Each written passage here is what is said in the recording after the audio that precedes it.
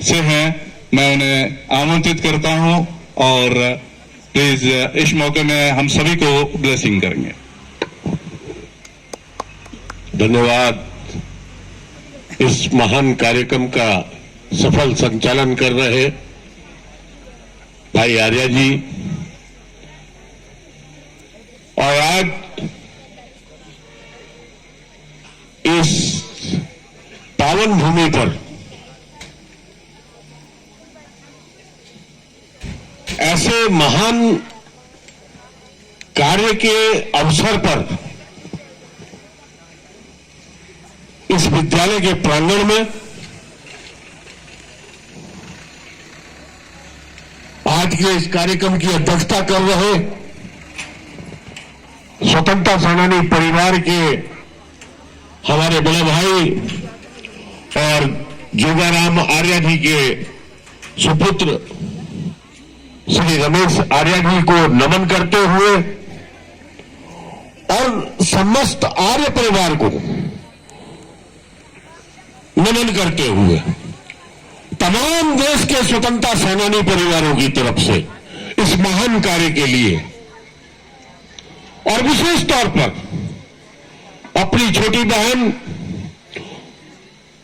उनके अंदर देखता हूं ये संस्कार है, अपने पिता की छवि में उनमें देखता हूं, उनके कार्यों को आगे बढ़ाने की जो ललक,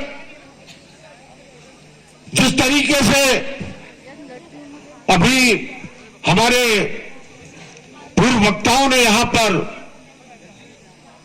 हमारे महान स्वतंत्रता सेनानी जोगाराम आर्य जी के बारे में बताया,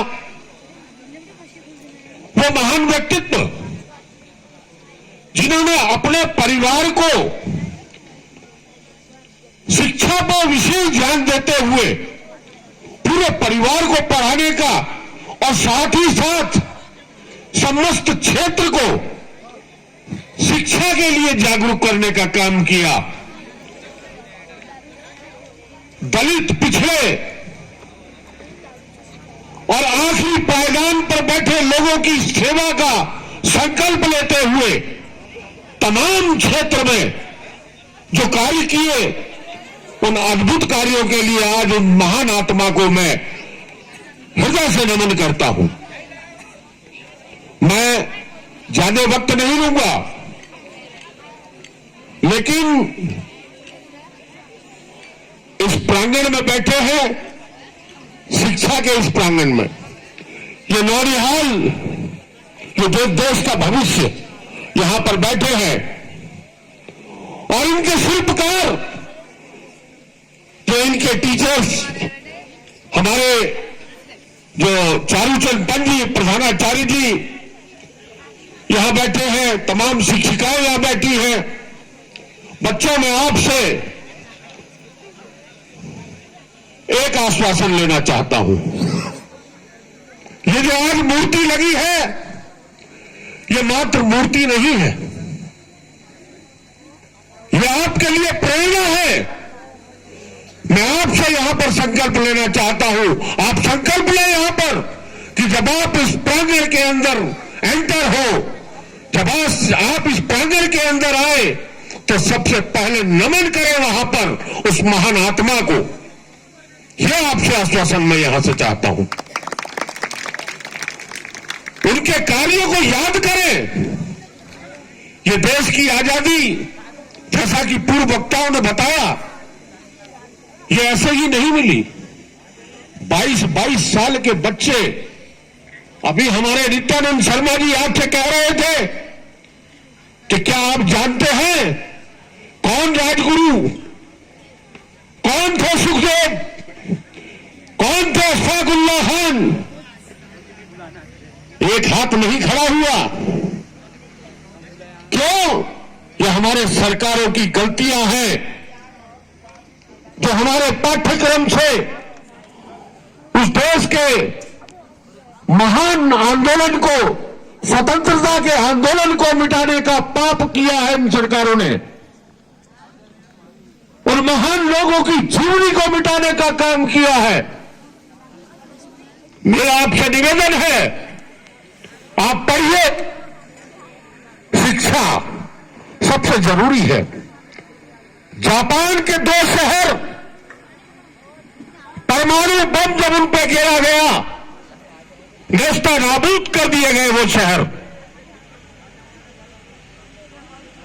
कुछ नहीं बाकी बचा था। लेकिन आज वो फिर उठ खड़े हुए और देश के अंदर जापान का नाम है, आप लोग जानते हैं, सिर्फ किस बलबूते पर? शिक्षा के बलबूते पर। तो शिक्षा के महत्व को समझना। और दूसरी बात, अभी हमारे पूर्व वक्ता यहां पर कह रहे थे नशे के खिलाफ एक आंदोलन, यह जरूरी है। हम देखते हैं पहाड़ों में जिस तरीके से, अरे ये तो शांतवादियां हैं, यहां से तो एक संदेश जाता है, पूरे देश को संदेश जाता है। देवभूमि कहा गया है इसको। और यहां यदि इस तरीके के कार्य होने लगे जब हम देख रहे हैं, तो ये समाज में सुधार का काम यह आप लोगों की जिम्मेवारी है। जब आप पढ़ेंगे तभी आगे बढ़ेंगे। ये ध्यान रखिए मेरी बात को। मैं ऐसा यहां पर इसलिए कह रहा हूं क्योंकि आज एक ऐसे व्यक्तित्व का मूर्ति का अनावरण यहां पर हुआ है। उनके इतिहास को पढ़िए, जानिए, देश की आजादी के मूल्य को समझिए। आज हम दोबारा गुलाम होने की ओर अग्रसर हो रहे हैं। आप उनको देखना पड़ेगा, यह आपका विषय है। 14 साल का बच्चा यहां बैठे हैं, मेरे पिता 14 साल की उम्र में, क्या जज्बा होगा उस बच्चे का जब 14 साल की उम्र में उस वक्त देश की आजादी का जुनून था।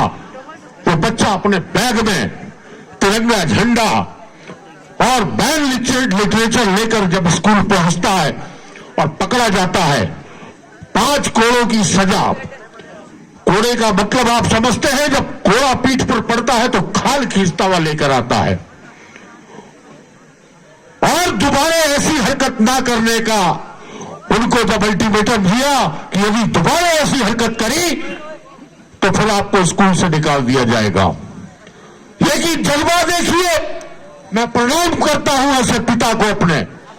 वो जज्बा था उनका कि चौथे ही दिन वो व्यक्ति फिर अपने बैग में तिरंगा झंडा और वही लिटरेचर लेके फिर पहुंच गए। 10 कोड़े की सजा दोबारा मिली और स्कूल से निकाल दिया गया। आंदोलन में कूद गए, 6 महीने घर से गायब, पता ही नहीं जिंदे हैं या नहीं है। अरे 22 साल के बच्चे फांसी पर लटक गए इस देश के लिए। आज जब देश के यशस्वी प्रधानमंत्री लाल किले की प्राचीर से कहते हैं कि हम स्वतंत्रता सेनानियों के सपनों का भारत बनाना चाहते हैं, हम स्वतंत्रता सेनानियों के सपनों का भारत बनाएंगे। अरे इस भारत की कल्पना की थी क्या स्वतंत्रता सेनानियों ने? क्या हम ऐसा भारत चाहते थे जहां पर मजदूरों के साथ अन्याय हो रहा हो, जहां पर किसानों के साथ अन्याय हो रहा हो, नौजवान बेरोजगार घूम रहे हैं? ऐसे हिंदुस्तान की कल्पना हमने नहीं की थी। तो मेरे बच्चों, मेरा आपसे सिर्फ एक निवेदन है। भाषण देने के लिए बहुत मंच होते हैं, लेकिन ये भाषण का मंच नहीं है, एक संकल्प है। संकल्प लेना होगा आपको कि आप जब इस विद्यालय के अंदर कदम रखें तो इस महान विभूति के आगे वंदन करें और कहें कि हमको ऐसी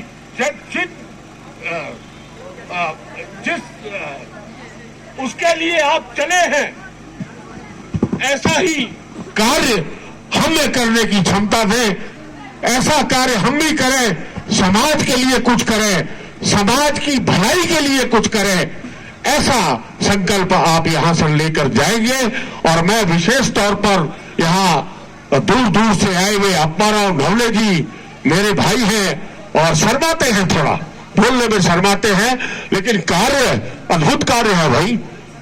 हम तो 17-18 प्रदेशों में हम लोग हो आए हैं, और आज मैं देखता हूं कि जहां भी कार्यक्रम होता है, नावले जी, नित्यानंद शर्मा जी, मेरे पंजाब के शेर धीरेन्द्र पाल जी, आशा जी, हर जगह वहां पर मिलते हैं। एक जुनून है इनके अंदर, एक जुनून है उन 2.5 करोड़ परिवारों को एकत्रित करने का।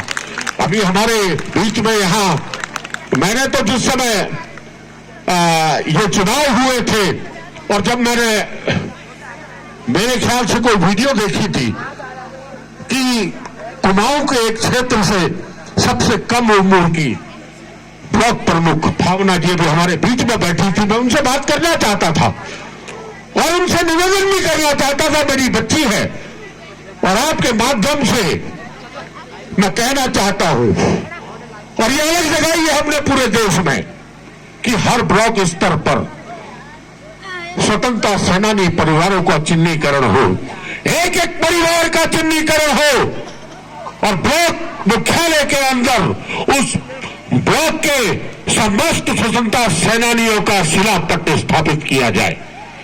यह हमारी शासन से भी और प्रशासन से भी मांग है। आज रावत जी ने हमारे बीच में आना था।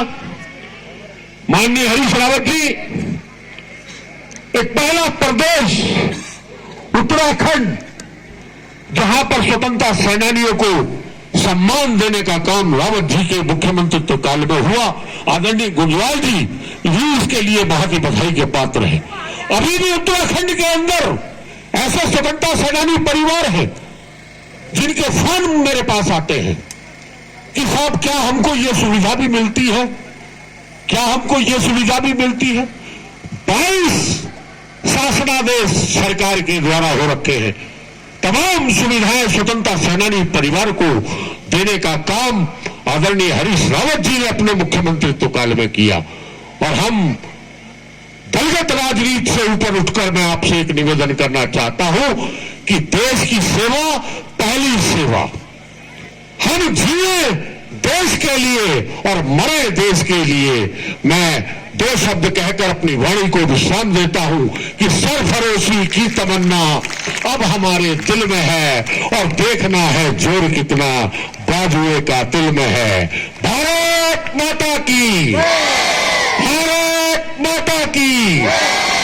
देश के स्वतंत्रता सेनानी अमर रहे, देश के स्वतंत्रता सेनानी अमर रहे। स्वर्गीय जोगालाल लारी जी अमर रहे, स्वर्गीय जोगाराम आर्य जी अमर रहे। धन्यवाद, धन्यवाद भाइयों।